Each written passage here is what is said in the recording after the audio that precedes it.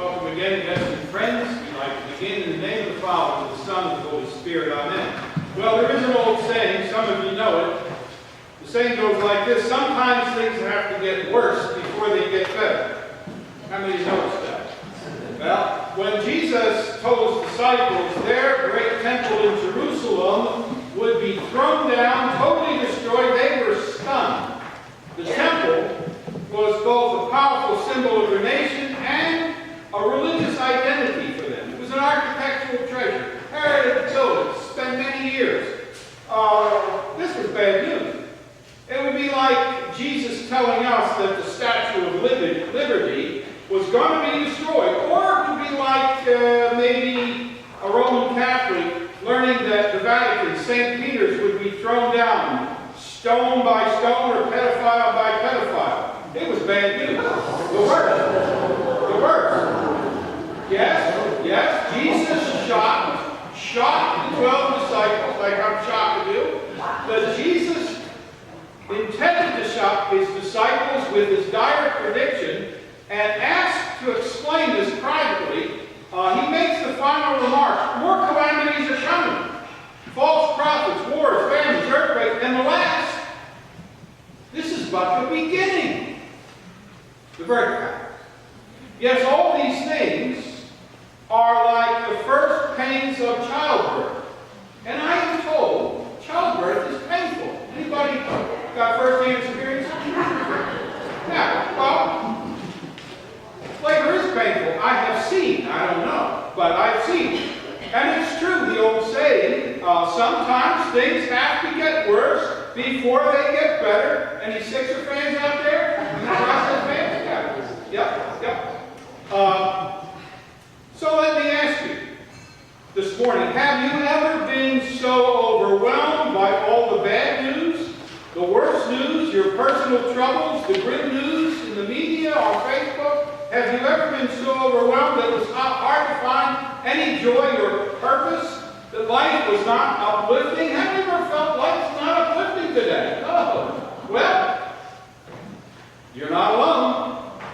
July 2nd, 1982, Larry Walters of San Pedro, California, was so overwhelmed by the calamities of his life, he was determined to do something, to push the envelope to the extreme, get to the worst.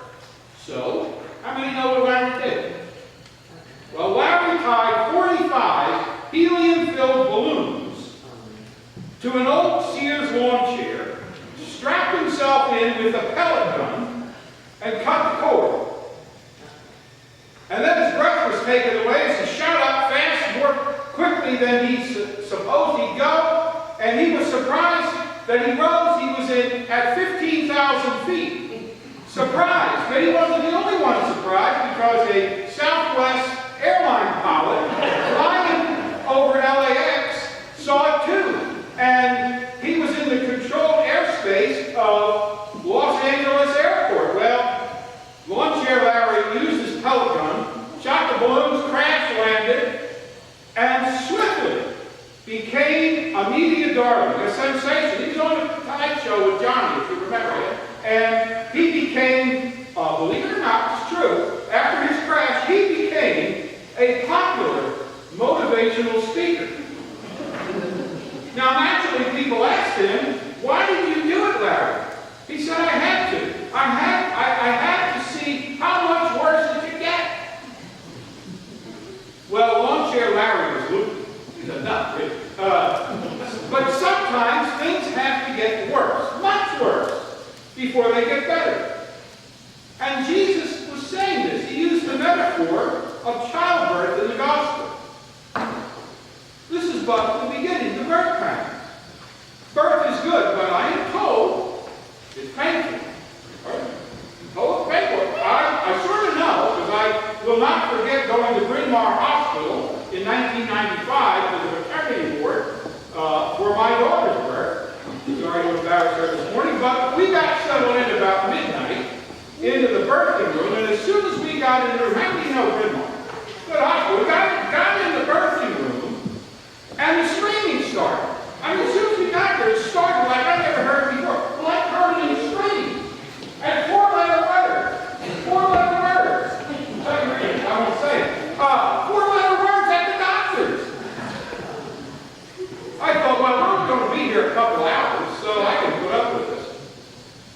got worse. Contractions started. I don't know what they feel like, but it looks bad, got worse. And then it got worse than that. The epidural didn't arrive on time. And then it got even worse. 22 hours later, no baby. It got even worse.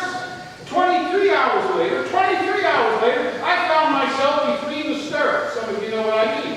I found myself between the stirrups and the crazy doctor yelling at me, no, you catch, Father. No, you catch. I said, out of it. Sometimes things have to get worse, much worse, before they can get better. Birthing life hurts. But it's worth it, right? Anybody have children out there? It's worth it. Today, Jesus was teaching us and his own disciples that God has determined to give birth. He's going to give birth. Birth to something wonderful. Birth gives way to something greater than itself. Birth uplifts us and all who witness it. It's better than helium balloons. Jesus is teaching us in the gospel this morning that the great and impressive Jewish temple in Jerusalem, this magnificent, awe-inspiring structure, was really a poor representation of the greater spiritual birthing God was causing to happen. The temple was nothing. The birthing was everything. Jesus was showing us that all of our world, good, bad, is a birthing process where God intends to bear, to uplift us, to push us out, push us through. Not with balloons, not with stone temples or cathedrals, but with what seems like the worst news. God intends to bear us, to birth us, to push us through, but with what sounds like the worst possible thing. Death. Death on the cross.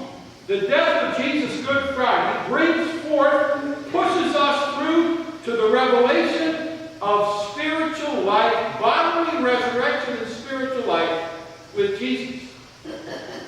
But there isn't any resurrection without a crucifixion. Brothers and sisters, all of what we see around us today, all of creation, is in a birthing process. What appears fixed and permanent, like these stone walls here, what appears fixed and permanent is actually a transition. Part of a transition, a birthing process towards God's eternal life. The New Jerusalem. The New Jerusalem coming down out of heaven. So sometimes things need to get thrown down, get much worse before they get better. And in the gospel, Jesus signals that things do get better.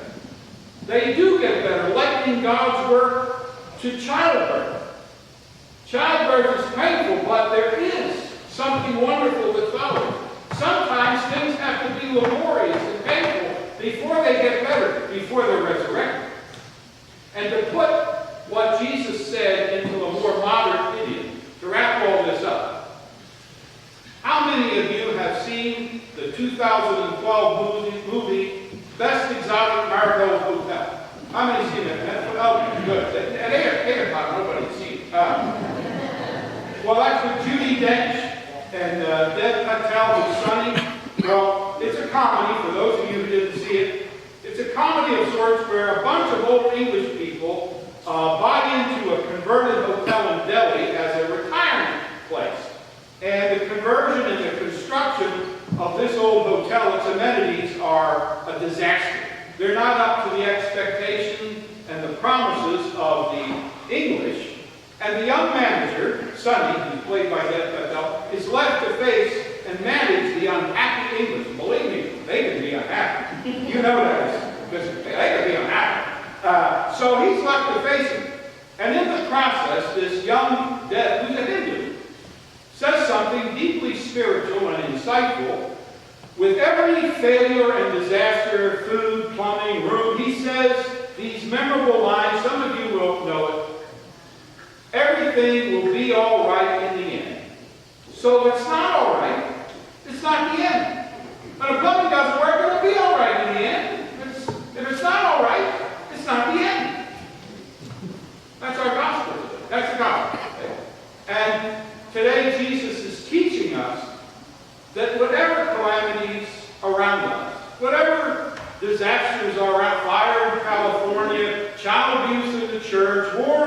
Israel, opioid crisis in America, loss of a rector at St. Peter, poor church attendance. These are birth pangs. Don't get a lawn chair. Don't get balloons. Why? Because everything will be all right in the end. And if it's not all right, well, not the end. Sometimes things just have to get worse before they get better. There's no resurrection without a crucifixion. Amen?